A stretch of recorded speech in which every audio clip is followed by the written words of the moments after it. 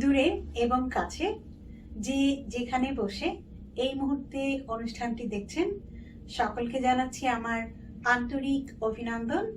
আমি নাসরিন খান। আপনারা দেখছেন টরন্টো থেকে প্রচারিত নবদ্বীপ টিভির আয়োজনে বিশেষ অনুষ্ঠান প্রফেশনাল।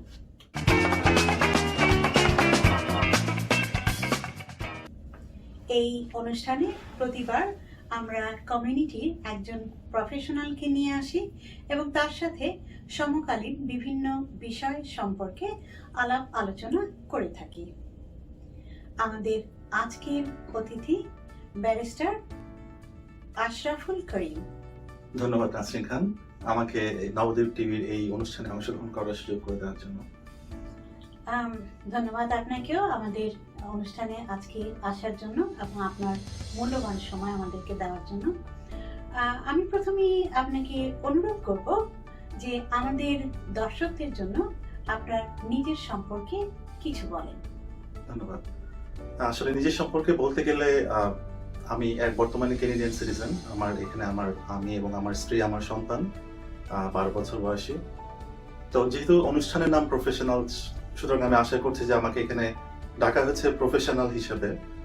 তো সুতরাং বাট জীবনে কথা বলা শুরু করলে কিন্তু আসলে প্রফেশনালের আগে যে ধাপটা আছে সেটা দিয়ে শুরু করতে হয়।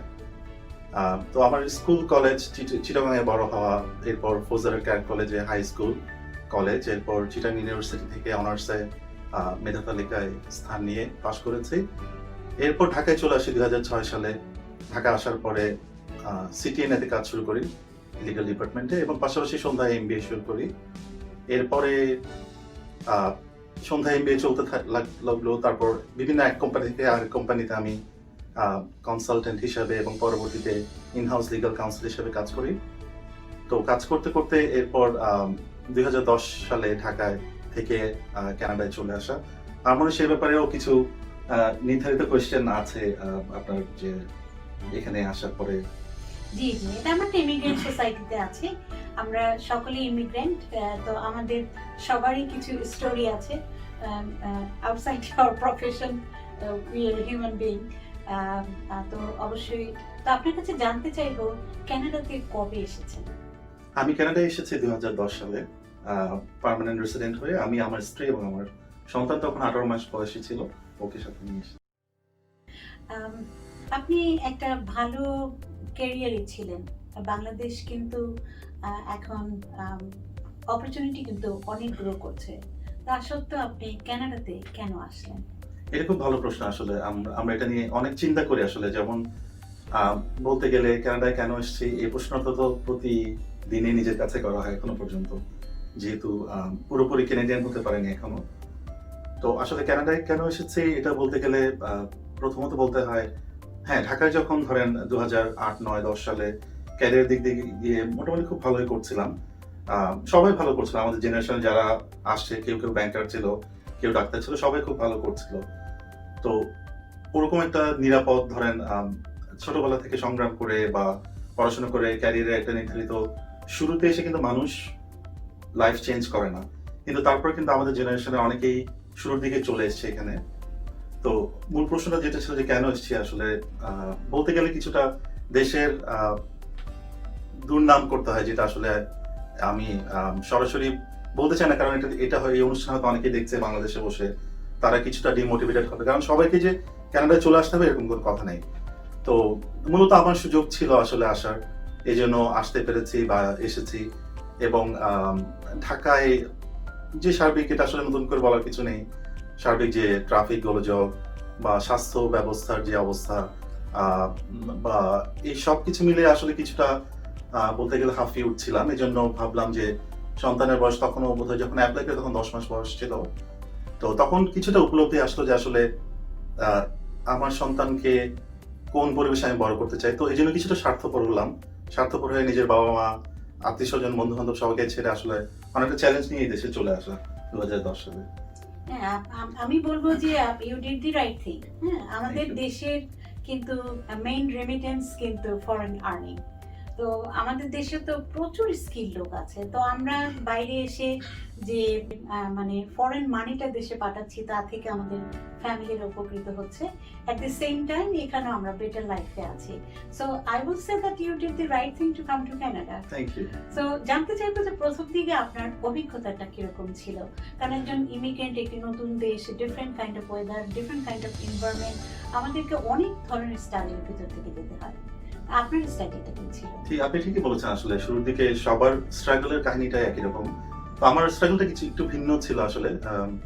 সত্যি করে বলতে গেলে যখনই সিদ্ধান্ত নেই কানাডা আসবো, তখন ধরেন 2006 সালে ক্যারিয়ার শুরু করা।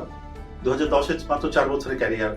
ঢাকার যে খরচের যে স্কেল, এগুলো সবকিছু মিলে তেমন একটা সঞ্চয় হাতে ছিল না। তো বলতে গেলে ক্যানাডিয়ান ইমিগ্রেশন এর ম্যাক্সিমাম যে লিমিট, আই থিঙ্ক লাইক $10,000, আমরা ওই টাকাটা নিয়ে চলে আসি 2010 সালে, উইদাউট হ্যাভিং এনি ব্যাকআপ। মধ্যবিত্ত পরিবারের সন্তান, তো সুতরাং শুরুর দিকে আমার মনে হয় সবার গল্পটা অনেকটা একই রকম, যে গ্রোসারি করতে গিয়ে ডলারের হিসাব করা। এরপর আমার স্ত্রী সরাসরি সে কলেজে ভর্তি হয়। তো আমার দায়িত্ব ছিল আমার 18 মাস বয়সী শিশু সন্তানকে দেখে রাখা সারাদিন, এবং সন্ধ্যাবেলা আমি আসলে প্রথমে ভাবছিলাম যে কি করবো, যেহেতু দেশে লিগ্যাল ব্যাকগ্রাউন্ড ছিল।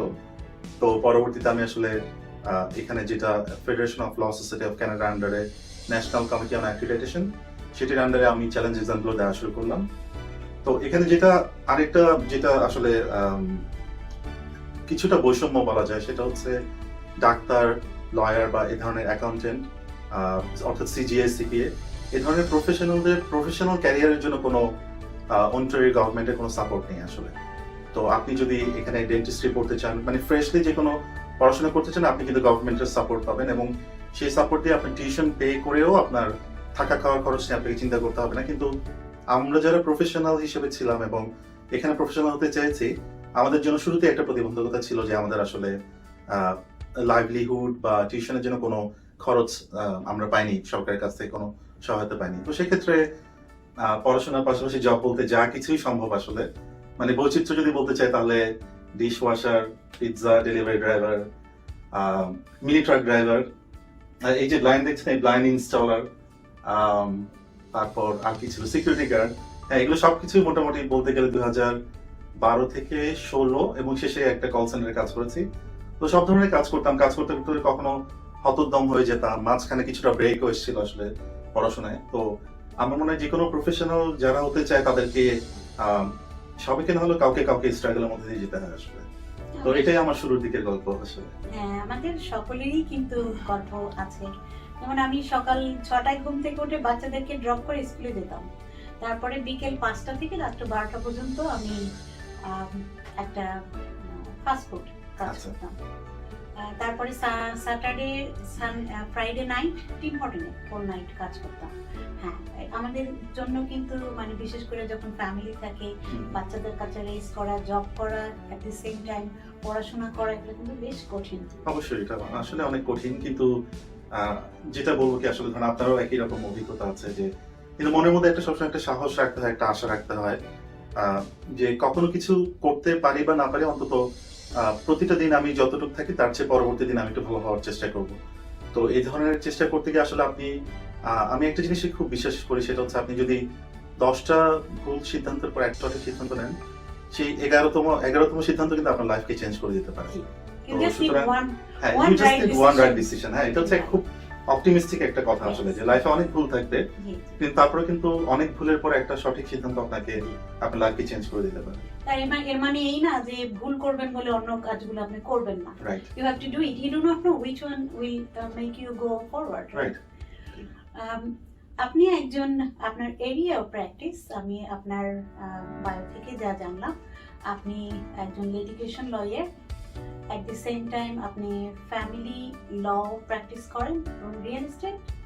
রিয়েল এস্টেট আমার পার্টনার করছে, আমি করছি। আচ্ছা, তো আপনি তাহলে ফ্যামিলি ল আর litigation, and those are the two area of your practice, major area. Okay, তো আপনার কাছে জানতে চাইবো বর্তমান সময়ে সাইবার বুলিং আর সোশ্যাল মিডিয়া হ্যারাসমেন্ট, এই বিষয়গুলো খুব একটা সিগনিফিক্যান্ট ম্যাটার। আমরা কম বেশি সবাই কিন্তু এটা ইদানিংকালে এক্সপিরিয়েন্স করছি। তো অনেক সময় দেখা যায় যে একজন আরেকজনকে হ্যারাস করছে আপনার ফেসবুকের মাধ্যমে, সোশ্যাল মিডিয়ার মাধ্যমে।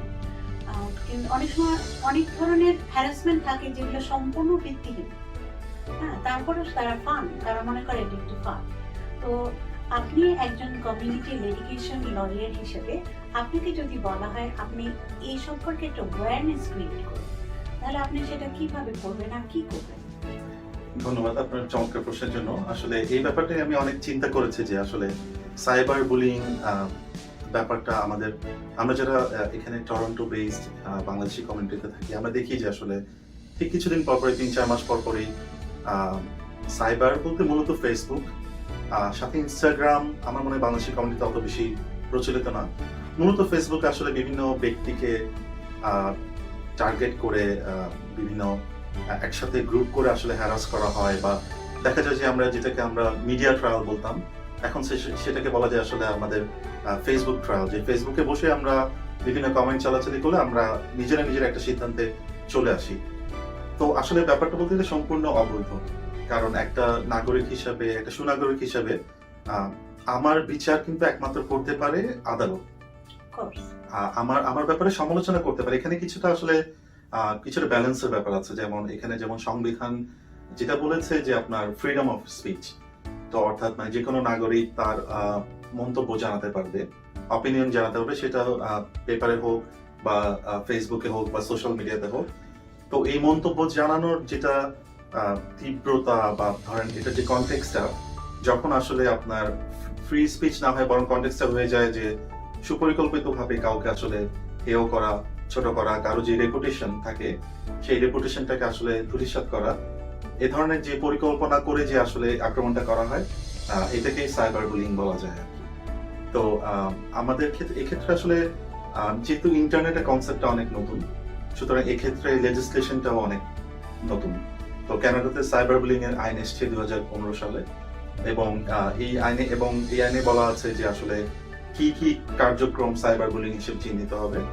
আমরা যদি শুধু বুলিং কথাটাকে আনি, যে ধরেন বুলিং মানে কি, বুলিং মানে হচ্ছে কাউকে আজে বাজে কমেন্ট করা, কাউকে ছোট করা, এমনকি কাউকে হ্যারাস করা, এগুলো হচ্ছে বুলিং। যে যাতে তার মান সম্মান যেটা থাকে, বা তার যে ওয়ার্ক প্লেসে হোক বা তার ফেসবুকও কিন্তু একটা ওয়ার্ল্ড মানুষের, মানে সোশ্যাল স্ট্যাটাসটাকে ডাউন করার চেষ্টা, এক্স্যাক্টলি গ্রুপিং ওয়াইজ ট্রোলিং করে তার সোশ্যাল স্ট্যাটাসকে ডাউন করা, এটাই হচ্ছে বুলি। সো এই বুলিটা যখন আপনার সাইবারের মাধ্যমে অর্থাৎ ইন্টারনেটের মাধ্যমে করা হয়, সেটাই সাইবার বুলিং। তো এই ক্ষেত্রে আপনার এটি সম্পূর্ণ আসলে আপনার অবৈধ একটি কাজ, কিন্তু এটাতে দেখতে হবে যে আসলে যাকে টার্গেট করা হয়েছে সেটা কতটুকু সত্যতা আছে, নাম্বার 1। নাম্বার 2 হচ্ছে যে এই যে ক্রিটিসিজম করার পেছনে বা এই যে বুলি করার পেছনে আসলে কি কোনো উদ্দেশ্য ছিল কিনা। দেখা যায় যে অনেক সময় ব্যবসায়িক প্রতিযোগী, বা দেখা যায় যে হয়তো আপনার সাথে আমার কোনো একটা পূর্ব শত্রুতা আছে, তো সুতরাং সেক্ষেত্রে আমি দেখলাম যে আমি আরো কয়েকজনকে সাথে নিয়ে আপনাকে ছোট করার মতো একটা সুযোগ পেয়ে গেলাম, এবং কোন একটা উদ্দেশ্য পেয়ে কোন একটা সুযোগে আমি দেখা গেল আমার সঙ্গী সাথে নিয়ে আপনাকে আমি হেয় প্রতিপন্ন করছি। যখন যেখানে দেখছি, সেটা হোক বিভিন্ন ফেসবুক ভিত্তিক গ্রুপ হোক বা অন্যান্য সোশ্যাল মিডিয়াতে, আমি আপনাকে ছোট করছি, কমেন্ট করছি। যেহেতু এই ছোট করা বা কমেন্ট করা, এটার সরাসরি তো আপনি পারছেন না। ধরেন আপনার সাথে আমি হাট বাজারে দেখা হলো, আমি আপনাকে একটা গালি দিলাম, আপনি কিন্তু আমাকে উত্তর দিতে পারছেন। কিন্তু আপনি যদি একটা বেনামে একটা আইডি খুলে আপনি যদি আমাকে ফেসবুকে যদি হ্যারাস করতে থাকেন, তাহলে কিন্তু সেক্ষেত্রে আমি কিন্তু কিছুটা হলে অসহায় বোধ করবো। কিন্তু এখানে সেই পুরনো কথা বলা হয় যে আসলে যার ইজ্জত আছে তার অপমানও আছে, আর যার ইজ্জত নেই তার অপমানও নেই। সুতরাং আমি যদি একটা সম্মানিত মানুষ হই, বা আপনিও যদি একটা সম্মানিত মানুষ হন, তাহলে কিন্তু আপনার ঝুঁকিটা অনেক বেশি এই সোশ্যাল মিডিয়াতে হ্যারাস হওয়ার। হ্যাঁ, আমি আপনাকে কিছু এক্সাম্পল বলছি যে কিভাবে মিসরিপ্রেজেন্ট করে। প্রথম কথা তো ভিত্তিহীন কথাই। আমি আমার কিছু ক্লায়েন্টের থেকে এক্সপিরিয়েন্স নিয়েছি যে ধরেন একটা গ্রুপ থেকে একজনকে বহিষ্কার করা হলো, তো সেখানে বড় করে পেপারে হেডিং দিয়েছে যে ওই পার্সনকে বহিষ্কার করা হয়েছে টাউন সেন্টার কোর্টের ডিসিশন। টাউন সেন্টার কোর্ট কিন্তু কোনো কোর্ট নয়, কিন্তু সাধারণ মানুষ যখন দেখবে ভাববে এটা একটা কোর্ট। আসলে ওটা একটা স্ট্রিট অ্যাড্রেস। রাইট। তো এরা এইভাবে মানুষকে মানে মিসরিপ্রেজেন্ট করে এবং অনেক সময় আছে বিভিন্ন কোম্পানির নাম বলে দেয় যে কোম্পানিগুলো এই কোম্পানিতে এই লোক এই বাজে বাজে কাজ করেছে, কিন্তু দেখা গেল যে ওই কোম্পানিগুলো সম্পর্কে পার্সনটা কিছু জানে না। তো এই ধরনের মানুষদেরকে কি কি ধরনের পানিশমেন্ট দেওয়া যেতে Right. পারে সাইবার আইনের মাধ্যমে? জি, তো সাইবার আইনের মাধ্যমে যেটা করা যেতে পারে সেটা হচ্ছে আসলে আমাদের মূলত দুই ধরনের প্রতিকার। একটা আছে আপনার দেওয়ানি বা সিভিল কোর্টের প্রতিকার, আর একটা হচ্ছে পুলিশের কাছে প্রতিকার। তো মিস্টার করিম, আপনার কাছে একটা প্রশ্ন আমার, যে অনেক সময় আজকাল সোশ্যাল মিডিয়াতে দেখা যায় যে ইনডাইরেক্টলি কাউকে মিডিয়ার মাধ্যমে হিউমিলিয়েট করা হচ্ছে, বাট তার নামটা বলছে না, কিন্তু এমন ভাবে বলছে যে মানে এমন ভাবে ডিসক্রিপশনটা দিচ্ছে তাতে কিন্তু যারা ছোট্ট একটা কমিউনিটি একজন আরেকজনকে চেনে তারা কিন্তু জানে যে কার সম্পর্কে বলছে। তো এই ধরনের যারা করে তাদের এই বিষয়গুলো যাতে তারা না করে সেই বিষয়ে একজন আইনজীবী হিসেবে কি ধরনের প্রতিকার পার্সনটা পেতে পারে? আচ্ছা, ধন্যবাদ। খুবই চমৎকার প্রশ্ন আসলে। কারণ যেটা হচ্ছে যে আসলে আইন যত হয় আইনের ফাঁকও তত হয় আসলে, এবং যারা দুষ্ট লোক যারা অন্যের ক্ষতি করতে চায় তারা সেই ফাঁকগুলোকে বের করে কিন্তু তাদের যেটা আলটিমেট যেটা উদ্দেশ্য যে মানুষকে ছোট করা, হেয় করা, মানুষের সুনামের ক্ষতি করা, এই কাজগুলো করে যায়। তো আপনি যে সুন্দর প্রশ্নটি করেছেন যে আসলে কাউকে যদি সরাসরি সোশ্যাল মিডিয়াতে নামটি উল্লেখ না করে যদি এমন বর্ণনামূলক বৈশিষ্ট্যের কথা বলা হয়, অর্থাৎ তার শারীরিক যেটা অবয়ব বা তার মাথায় চুল আছে বা নাই, বা এই ধরনের কোনো কিছু নিয়ে যদি আপনার ইমপ্লাই করা হয় যে আসলে এই ধরনের একটা মানুষ এটা করেছে, তাহলে যেটা হচ্ছে কি আসলে তার যেটা শারীরিক অবয়ব বা তার যেটা ক্যারেক্টারিস্টিক্স বা তার যেটা মনে করেন সে কোথায় ওই ফিল্ডে কাজ করে, ওই ইন্ডাস্ট্রিতে কাজ করে, সে যেহেতু মানি মানুষ, সে যেহেতু নামি দামি মানুষ, তার এগুলো কিন্তু অনেক বেশি লোকজন জানে। কাজেই এমন কোনো বর্ণনা যদি দেওয়া হয় যেখান থেকে আপনার ইনফারেন্স বা ডিডাকশনের মাধ্যমে আসলে মোটামুটি নির্দিষ্টভাবে বলা যাবে যে ধরেন ব্যালেন্স অফ প্রবাবিলিটি যেটা বলে যে আপনার ধরেন it is more probable than not, অর্থাৎ হওয়ার সম্ভাবনা বেশি না হওয়ার চাইতে, এটা হচ্ছে আপনার যে কোনো সিভিল ম্যাটারের স্ট্যান্ডার্ড। হ্যাঁ, যদি কেউ যদি ওরকম ইমপ্লাই করে বা উদ্দেশ্য করে বা এমন কোনো কথাবার্তা বলে যেটাতে আসলে রিজনেবল পারসন, অর্থাৎ সমাজের যে কোনো রিজনেবল পারসনে বুঝে যাবে যে আসলে এই ব্যক্তিকে টার্গেট করে কথাটা বলা হয়েছে, তাহলে যেটা ধরেন একটা এই ব্যাপারটা নিয়ে যদি একটা দেওয়ানি বা সিভিল ম্যাটার হয়, তাহলে সেটার প্রথম টেস্টটা হতে হবে যে আসলে কি ওই ব্যক্তিকে করে বলা হয়েছে কি, ধরেন এটা হচ্ছে প্রথম ক্রাইটেরিয়া। সো বলা যায় যে এই ক্রাইটেরিয়াটা স্যাটিসফাই হবে, অর্থাৎ আদালত বুঝবে যে আসলে আপনার যে বাদী থাকে সে এই পরীক্ষায় উত্তীর্ণ হবে যে আসলে ওই ব্যক্তিকেই আপনার উদ্দেশ্য করে এই কথাগুলো বলা হয়েছে। এর পরবর্তীতে আসলে কি বলা হয়েছে, কেন বলা হয়েছে, কতটুকু বলেছে সেটা সত্যতা কতটুকু, বা কতটুকু বলেছে সেটা কতটুকু practice of freedom of speech, আর কতটুকু practice of like defaming other people, এগুলো তখন আসলে আদালত দ্বারা নির্ধারিত হবে। তো ধরেন যখন এই সাইবার বুলিং এর মাত্রাটা খুব তীব্র হয়, বিশেষ করে আমি বলবো যে 18 বা তার চেয়ে ছোট বাচ্চাদের সাইবার বুলিং এর ব্যাপারে কিন্তু পুলিশ খুবই সেন্সিটিভ। সো সুতরাং এবং এদের মধ্যে টরন্টো ভিত্তিক আমাদের প্রফেশনের খাতিরে আমাদের কাছে বিভিন্ন কেসগুলো আসে। আমরা দেখি কি আসলে ধরেন হাই স্কুল, অর্থাৎ এখানে কানাডার যেটা আপনার গ্রেড 11-12, ওখানে ধরেন কোনো একটা বাচ্চাকে, আমি বাচ্চাই বলবো যেহেতু 18 নিচে, টার্গেট করে 3-4 জন বা আরো বেশি জনের একটা গ্রুপ অনেক অ্যাটাক করে, বুলি করে, তার বিভিন্ন ছবি পাবলিশ করে। সো এই যে ছবিটা যে পাবলিশ করছে এটা হচ্ছে আপনার আইডেন্টিটি থেফট। সুতরাং এই ধরনের যদি কোনো ঘটনা ঘটে যে আপনার কোনো একটা অসতর্ক মুহূর্তের কোনো একটা ছবি নিয়ে বিকৃত করে বা ট্রোল করে আপনার পাবলিশ করা হয়েছে, আপনি পুলিশকে ফোন দিতে পারেন। আপনাকে যদি ক্রিমিনাল হ্যারাসমেন্ট যেটা বলে যে আপনাকে যদি স্টক করা হচ্ছে, শুধুমাত্র আগেকার দিনে স্টক ছিল পিছু নেওয়া, আজকাল তো আর কেউ ফিজিক্যালি পিছু নেয় না, সোশ্যাল মিডিয়াতে পিছু নেয়। অর্থাৎ কি করে যে আপনার ইনবক্সে আজে বাজে মেসেজ পাঠায়, আপনি কোথাও কমেন্ট করলে, ধরেন কোনো একটা গ্রুপে আপনি কমেন্ট করলে আপনার কমেন্টের নিচে গিয়ে আপনাকে ওখানে হ্যারাস করে। So this is also stalking এবং criminal harassment. That's also criminal harassment. Criminal So harassment. it's like somebody can go to police to হ্যাঁ, complain, অবশ্যই। right? যদি আপনি যদি মনে করেন যে আপনার সম্মানকে ক্ষুণ্ণ করার জন্য আপনাকে স্টকিং করা হচ্ছে, this is a criminal offense. এবং আপনার যদি এই ধরনের নামে যদি কোনো হালকা মানে আপনার যদি ওই যে যেটা বললাম একটা গ্রে এরিয়া, অর্থাৎ ফ্রিডম অফ স্পিচ এবং লাইক ক্রিটিসিজম আর বুলিং, এটার মাঝখানে যে একটা গ্রে এরিয়া আছে, ওরকম যদি মনে হয় যে কেউ ক্রমাগত করছে আপনাকে, তাহলে আপনি কোনো একটা আইনজীবী শরণাপন্ন হয়ে আপনি একটা লিগ্যাল নোটিশ পাঠাতে পারেন এবং লিগ্যাল নোটিস হচ্ছে প্রথম ধাপ। এরপর দ্বিতীয় ধাপ হচ্ছে আপনি সিভিল কোর্টে যেতে পারেন, এবং সিভিল কোর্টে গিয়ে আপনি আর্থিক ক্ষতিপূরণ চাইতে পারেন। আপনার যে ইমোশনাল স্ট্রেস হলো, আপনার লস অফ রেপুটেশন হলো, বা অনেক সময় দেখা যায় যে বাচ্চাকে বুলি করলে অনেক সময় বাচ্চার স্কুল মুভ করতে হয়, স্কুল মুভ করতে গিয়ে আপনাকে বাসা মুভ করতে হয়, এগুলো যে আনুষঙ্গিক যে খরচ, এগুলো সবকিছু কিন্তু আপনি সেই ব্যক্তিকে দায়ী করে কিন্তু সিভিল কোর্টে মামলা করতে পারেন। এবং আপনি এর পাশাপাশি আমাদের অন্টারিও পার্সপেক্টিভে বলছে এখানে এইচআরটিও আছে, human rights tribunal of Ontario, সেই এইচআরটিওতে আপনি কমপ্লেন করতে পারেন।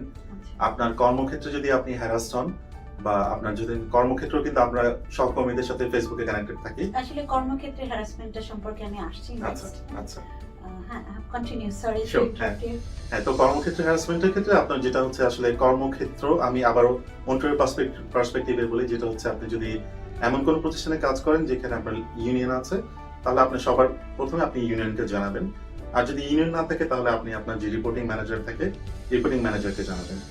এবং জানানোর পরেই কিন্তু অন্টারিওতে আমরা যেমন একটি ল অফিস রান করি, আমাদের ল অফিসও কিন্তু আমরা বাউন্ড যে হিউম্যান রাইটস অনুযায়ী আমরা পরিচালিত করতে।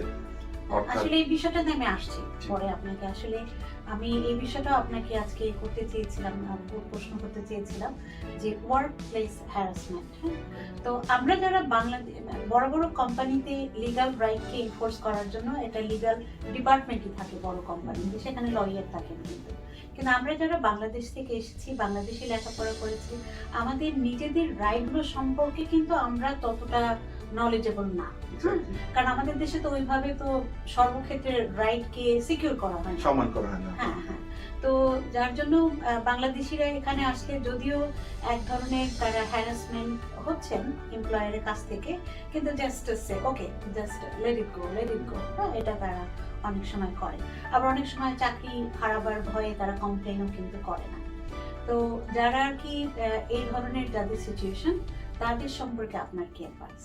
আচ্ছা, এক্ষেত্রে আমি যেমন আমি চেষ্টা করবো যে আসলে এই আপনার এই চমৎকার যে প্রশ্নটি, আসলে এটা অনেক, এটাও কিন্তু ইমিগ্রেন্ট স্ট্রাগলের মধ্যে অন্তর্ভুক্ত। Yes, we are immigrant society, of course our struggle is something related to the তো এটা ইমিগ্রেন্ট স্ট্রাগল বলতে কি, আমরা তো হয় না, আমাদের এখানে আমাদের মামা চাচা নেই, আমরা এখানে বড় হইনি। হ্যাঁ, আমরা আসলে ছোটবেলা থেকে জানি না যে আমার খালা ছিল এখানে চাকরি করতো, আমার চাচা এখানে চাকরি করতো, সবাই তো দেশে, আসলে এখানে তো কেউ নেই আমাদের, দেশে কাউকে না কাউকে পাবো যে এইসব উপদেশ নেওয়ার জন্য। তো এক্ষেত্রে আমাদের যেহেতু ওরকম উপদেশ দেওয়ার মতো কেউ নেই, সুতরাং আমাদেরকে অনেক সচেতন হতে হবে যে আসলে আমরা ওয়ার্ক প্লেসে যদি হ্যারাস হই বলতে আসলে এটা হ্যারাসমেন্ট বলতে আপনাকে কোনো কুরুচিপূর্ণ মন্তব্য করতে পারে, আপনার দিকে অশালীন ভাবে তাকাতে পারে, আপনি যদি ছেলে হন তাহলে মেয়েরা, এটা আসলে এত সেন্সিটিভ যে আপনি ধরেন ছেলে এবং আপনি মেয়ে প্রধান একটা জায়গায় কাজ করেন, সেখানে মেয়েরা যদি একসাথে হয়ে যদি আপনাকে সিঙ্গেল আউট করে গল্প করে, এটাও কিন্তু এক ধরনের হ্যারাসমেন্ট। আবার যদি আপনি এমন পরিবেশে কাজ করেন, যে কোনো ক্ষেত্র আছে যেখানে হয়তো 5% পপুলেশন হচ্ছে আপনার মহিলা, তো সেক্ষেত্রে যদি ছেলেরা যদি গেট টুগেদার করে, কোনো কিছু করে এবং আপনাকে যদি সাথে না নেয়, this is also one kind of harassment. তো এটার জন্য কি আপনি আদালত মামলা করতে পারবেন না? অত তীব্র হ্যারাসমেন্ট না বা অত গুরুতর হ্যারাসমেন্ট না, কিন্তু এক্ষেত্রে আপনি আপনার এমপ্লয়ারকে, আপনার যদি ইউনিয়নভুক্ত প্রতিষ্ঠান হয় তাহলে ইউনিয়নকে জানাবেন, আর যদি ইউনিয়ন না থাকে তাহলে আপনার ম্যানেজারকে জানাবেন। এবং জানানোর সাথে সাথে ওই যে বললাম যে অন্টারিওতে প্রতিটা কর্মক্ষেত্রই হিউম্যান রাইটস পালন করতে অঙ্গীকারবদ্ধ, সরি। তো সেক্ষেত্রে আপনার এমপ্লয়ারের দায়িত্ব আছে ইনভেস্টিগেট করা। তো সেই যদি ইনভেস্টিগেট করলো, অর্থাৎ আপনাকে জাস্ট পিঠে হাত বুলিয়ে বলো যে আমি দেখছি, এটা না, কিন্তু কোনো মিথ্যা প্রতিশ্রুতি না, ইনভেস্টিগেট করে আপনাকে রেজাল্টটা জানাতে হবে যে দেখো নাসরিন, তুমি আমাকে সেদিন বলেছিলে যে তোমার এরকম একটা হয়েছে, এটা নিয়ে আমি অমুক অমুকের সাথে কথা বলেছি, অমুক অমুকের মতামত নিয়েছি, এবং মতামত নিয়ে আমার কাছে মনে হলো যে তমুক ব্যক্তি এটার জন্য কিছুটা হলেও দায়ী। সো তমুক ব্যক্তি যে যার কারণে তোমার আসলে হ্যারাসমেন্ট হয়েছে, তার সাথে আমি কথা বলেছি এবং সে তোমাকে সরি বলবে, বা সে একদিন সবাইকে ট্রিট দিবে। So do you think like this is good enough, or তুমি মনে করো যে তমুক ব্যক্তি আরো কঠোর কোনো কিছু হওয়া উচিত? সো যেটা হচ্ছে যে আপনার কাছ থেকে অভিযোগ পেয়ে তদন্ত বা ইনভেস্টিগেট করে রেজাল্টটা নিয়ে আপনার কাছে আসতে হবে।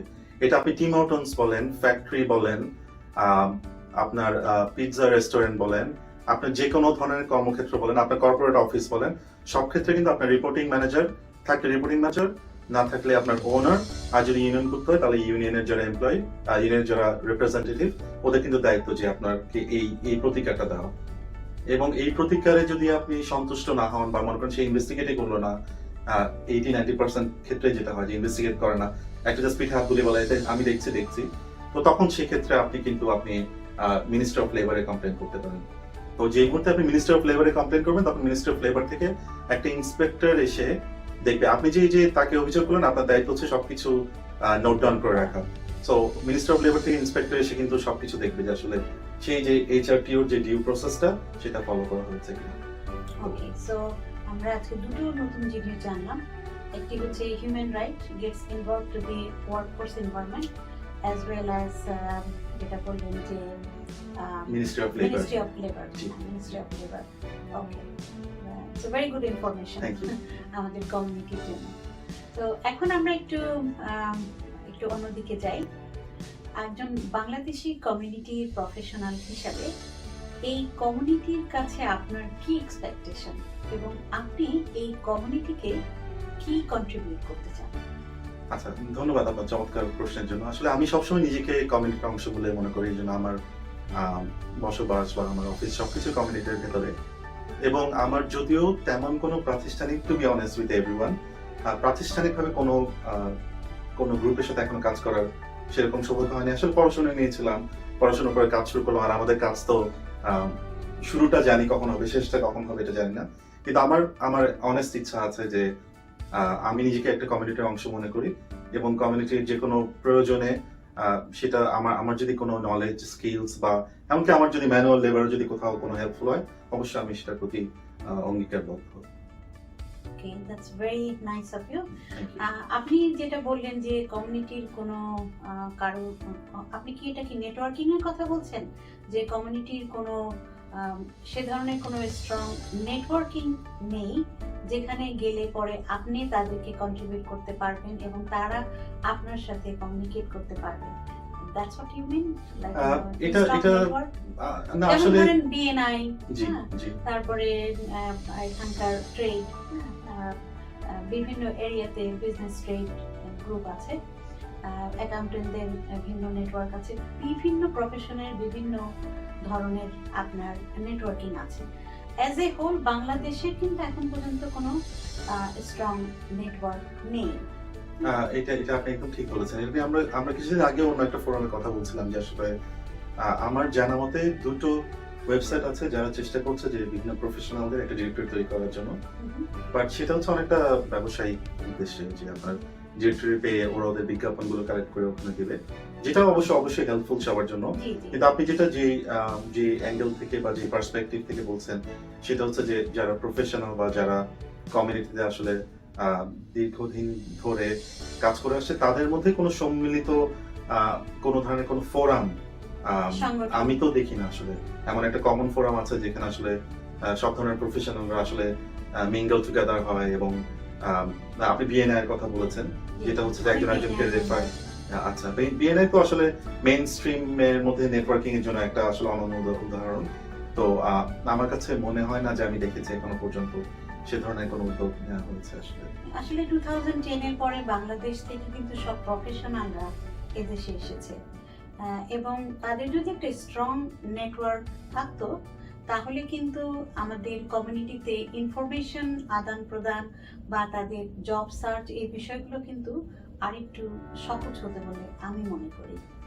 অবশ্যই সেটা আপনার এই অবজারভেশনটা আমি 100% সমর্থন করি। তো যেটা হচ্ছে আমরা আসলে নিজেরা করে, যেহেতু কোনো প্রাতিষ্ঠানিক কোনো ফর্ম ছিল না, আমরা আসলে নিজের আমি এখনো দেখি যে বিভিন্ন ফেসবুক ভিত্তিক বিভিন্ন বাংলাদেশি গ্রুপে সেই পুরনো প্রশ্ন, ধরেন একটা বাংলাদেশে একটা ডাক্তার আসলো, তাকে আবার সেই শুরু থেকে বেসিক প্রশ্নগুলো করতে হয়। অথচ এমন যদি কোনো একটা ওয়েবসাইট থাকতো বা এমন কোনো যদি ফোরাম থাকতো যেখানে গত 10 বছর ধরে, আপনি যেটা বলেন 2010 থেকে, এই 10 বছরে যত আলাপ হয়েছে সবকিছু একটা সামারি থাকতো, তাহলে কিন্তু নতুন যে আজকে 2020 সালে যে ডাক্তারটা এসছে বাংলাদেশে, তাকে সেই পুরনো প্রশ্নটা আবার করতে হতো না। তো এক্ষেত্রে আসলে মানুষ তো শেখে অভিজ্ঞতা থেকে, কিন্তু আমরা অভিজ্ঞতাগুলোকে অর্গানাইজ ভাবে আসলে এখনো পর্যন্ত প্রেজেন্ট করতে পারছি না আমার কাছে মনে হয়। ক্যানাডিয়ান আপনার মেডিকেল সাইট কিন্তু হিউজ, অনেক বড় একটা ডিপার্টমেন্ট। এখানে যে শুধুমাত্র ডাক্তারি হতে হবে তা কিন্তু নয়, মেডিকেল লাইনের অনেক ফিল্ড আছে যেখানে কোর্স করে কিন্তু এই প্র্যাকটিসের সাথে তারা জড়িত থাকতে পারে। হ্যাঁ, কিন্তু আমাদের প্রপার নেটওয়ার্কিং গুলো না থাকা, এগুলো হচ্ছে বিজনেস অপরচুনিটি। ডাক্তারিও তো একটা বিজনেস, লও কিন্তু Exactly. একটা বিজনেস, জি। তাই না? তো এইগুলো কিন্তু আমাদের এখানে এই বিজনেসগুলো তারা চাইলে কিন্তু করতে পারে। তো ডাক্তার কিন্তু চাইলে মেডিকেল লাইনে একটা বিজনেস করলে করতে পারে, কিন্তু প্রপার ইনফরমেশনের কিন্তু যথেষ্ট অভাব ল্যাকিং আছে। হয়ে হ্যাঁ। গেছে। ইনফরমেশন অভাব, ইনফরমেশন গুলো সব বাতাসে বাতাসে আসলে কোথাও হুম, হুম। আপনি কম্পাইলড অবস্থায় পাবেন না, যে যেখানে আপনি একটা গেলে আপনি আসলে আপনার সব প্রশ্নের উত্তর পেতে পারেন। এটা আপনার কাছে খুব খুব উইয়ার্ড মনে হয় না যে এত এডুকেটেড লোকেরা এই দেশে এসেছে কিন্তু আমাদের একটা ভালো কোনো স্ট্রং একটা নেটওয়ার্কিং নেই? এই ক্ষেত্রে আসলে আমি আসলে কাউকে দোষারোপ করতে চাই না এটার জন্য। কারণ কথা হচ্ছে আমি নিজেও দোষারোপ করতে হলে আমার নিজেকে সবার আগে দোষারোপ করতে হবে, যেটা হচ্ছে আমাদের যে এখানে যে ইমিগ্রেন্টের যে আসলে স্ট্রাগলিং লাইফ, ধরেন আমরা তো সবই করি, স্নোটাও নিজেকে ক্লিন করতে হয়, জি। রান্নাটাও নিজেকে করতে হয়, ছোট বাচ্চাকে সময় দিতে হয়। তো এগুলো সবকিছু করে আসলে নিজের একটা ডিমান্ডিং প্রফেশন, সেই প্রফেশনকে সময় দিয়ে এনার্জি, আমার বর্তমান এনার্জি দিয়ে আমার পক্ষে খুব বেশি সম্ভব হয় না। কিন্তু ধরেন আপনার কথা বলতে পারি যে আমি আসলে আজকে আস্তে আস্তে চিন্তা করছিলাম যে আসলে সারাদিন কাজ করেছেন, আমি আপনার সাথে আমার ফেসবুকে অ্যাড করা, আমি দেখেই আছে আসলে আপনি প্রচন্ড প্রাণবন্ত একটা মানুষ, এবং আপনি কিন্তু এই সন্ধ্যার পরেও কিন্তু দিনের পর দিন সময় দিয়ে যাচ্ছেন আপনি এটার পিছনে। তো এই ধরনের যেসব মানুষগুলো আছে যে যারা আসলে তাদের পজিটিভ এনার্জিটাকে কাজে লাগিয়ে কমিউনিটির জন্য কিছু করতে চায়, তারাও যেন অন্তত বাসা থেকে বের হয়ে এসে কিছু একটা অন্তত করুক, যেটাতে আসলে সবাই উপকৃত হয়। হ্যাঁ, যেটা বলেছেন যেটা কিন্তু সত্য, আমরা সবাই কিন্তু প্রচুর কাজ করি দেশে, কিন্তু একটা সময় আসে যে কিছুটা টাইম তারা কমিউনিটিকে দেওয়ার মতো তাদের ওই সময়টা থাকে। ছিল না শুরুতে, আমারও ছিল না।